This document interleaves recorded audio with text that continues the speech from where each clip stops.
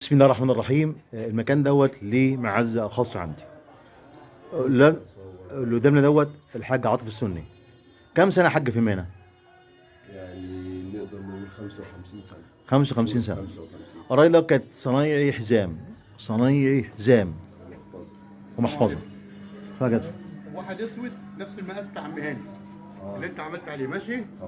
طبعا ربنا يبارك فيه العمر. كم سنة حاج دلوقتي؟ 68. 68 سنة. طبعا ساب التصنيع واشتغل في تجارة الحزام، ده أصله.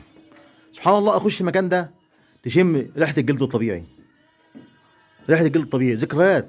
المكان ده ليه ذكرى عندي، ياما دخلت عنده وخدت شغل منه. يعني مكان فيه عبق التاريخ، عبق التاريخ. ادي حزيمه اهو بدون توك، حزيمه بتوك، حزيمه.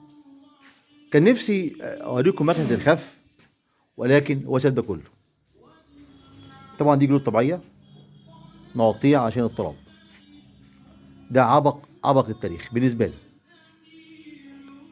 حاج عاطف ربنا يبارك فيه ويديله الصحه، شخصيات المحترمه جدا جدا اللي انا بتعامل معاها في الجلد الطبيعي او الحزام الطبيعي.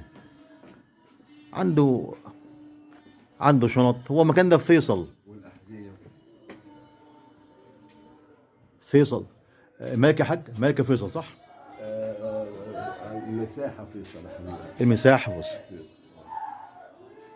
اتمنى يكون المكان عجبكم. ممكن حاجه تفصل للغير؟ تصور كارت للعنوان. ممكن تفصل للغير؟ نفصل يا حبيبي. جلد طبيعي زم؟ جلد طبيعي نفصل. ممكن يفصل للغير. كارت اهو.